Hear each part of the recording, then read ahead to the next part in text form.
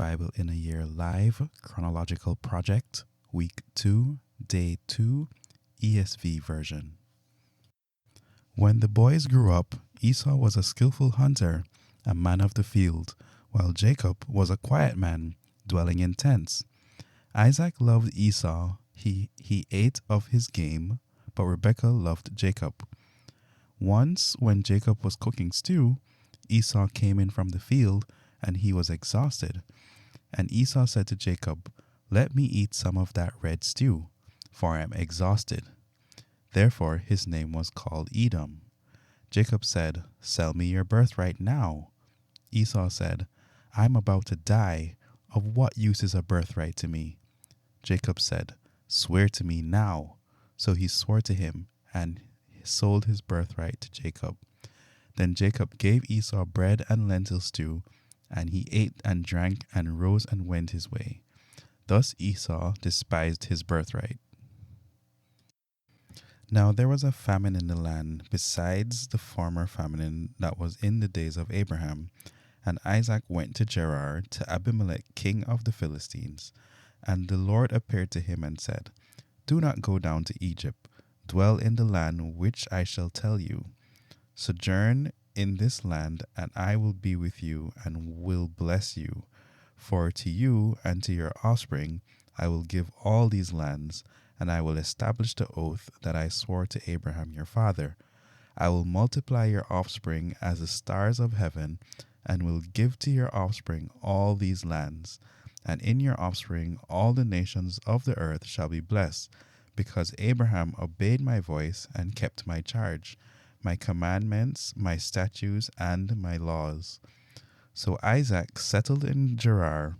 When the men of the place asked him about his wife, he said, "She is my sister," for he feared to say "my wife," thinking lest the men of this place should kill me because of Rebekah, because she was attractive in appearance.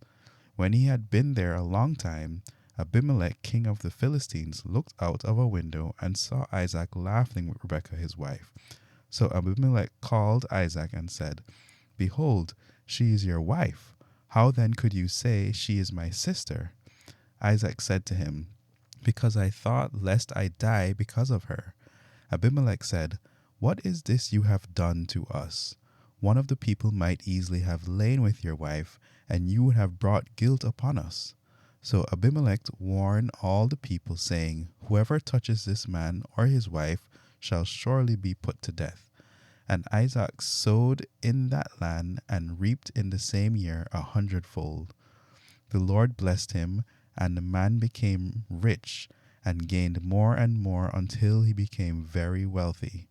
He had possessions of flocks and herds and many servants, so that the Philistines envied him.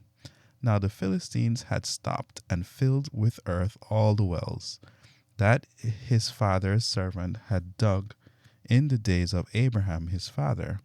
And Abimelech said to Isaac, "Go away from us, you are much mightier than we." So Isaac departed from there and encamped in the valley of Gerar and settled there. And Isaac dug again the wells of the water that had been dug in the days of Abraham his father, which the Philistines had stopped up after the death of Abraham. And he gave them the names that his father had given them. But when Isaac's servants dug in the valley and found there a well of the spring, the herdsmen of Gerar quarreled with Isaac's herdsmen, saying, "The water is ours." So he called the name of the well Esek, because they contended with him. Then they dug another well, and they quarreled over that also. So he called its name Sitnah. And he moved from there and dug another well, and they did not quarrel over it. So he called its name Rehoboth, saying, "For now the Lord has made room for us, and we shall be fruitful in the land."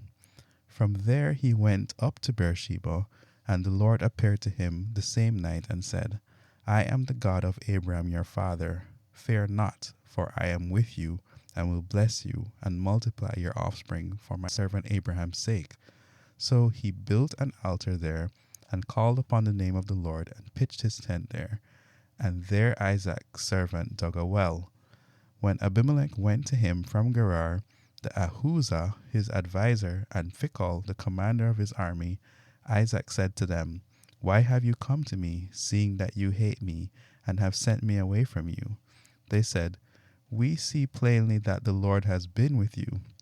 So we said, "Let there be a sworn pact between us, between you and us, and let us make a covenant with you, that you will do us no harm, just as we have not touched you, and have done to you nothing but good, and have sent you away in peace. You are now the blessed of the Lord." So he made them a feast, and they ate and drank. In the morning they rose early and exchanged oaths, and Isaac sent them on their way, and they departed from him in peace.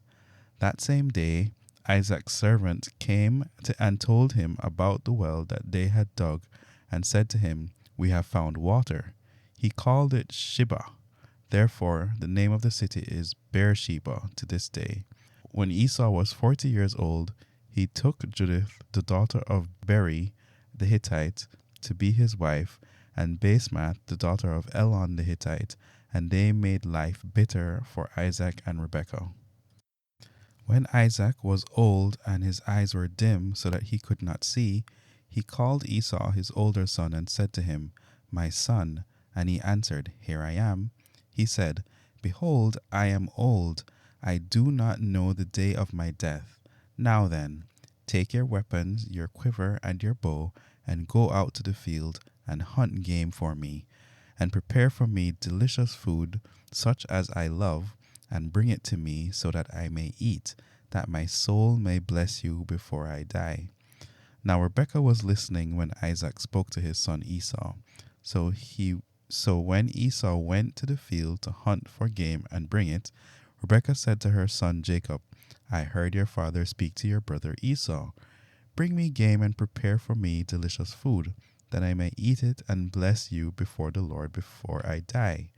Now therefore, my son, obey my voice as I command you.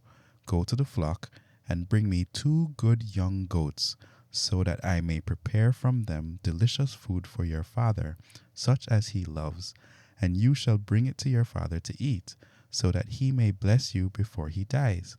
But Jacob said to Rebekah his mother, "Behold, my brother Esau is a hairy man, and I am a smooth man.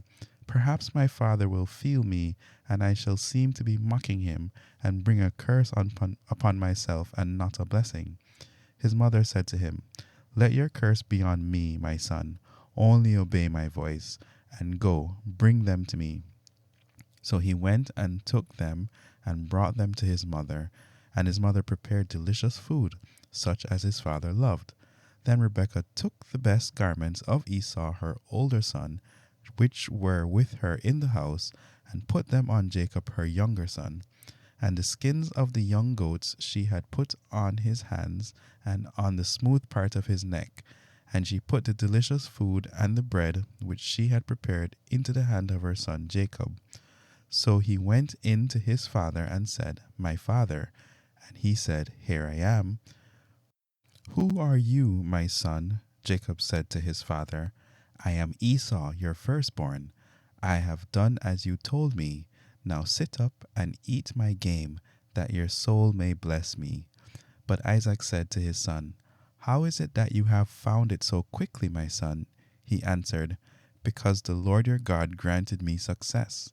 Then Isaac said to Jacob, "Please come near, that I may feel you, my son, to know whether you are really my son Esau or not." So Jacob went near to Isaac his father, who felt him and said, "The voice is Jacob's voice, but the hands are the hands of Esau." And he did not recognize him, because his hands were hairy like his brother Esau's hands. So he blessed him. He said, "Are you really my son Esau?" He answered, "I am." Then he said, "Bring it near to me, that I may eat of my son's game and bless you."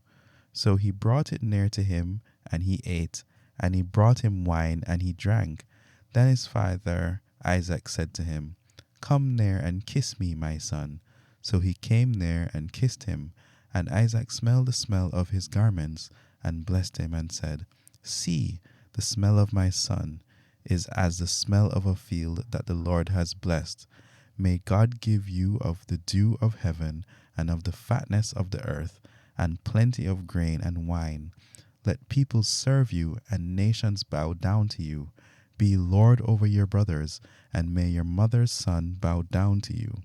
Cursed be everyone who curses you, and blessed be everyone who blesses you.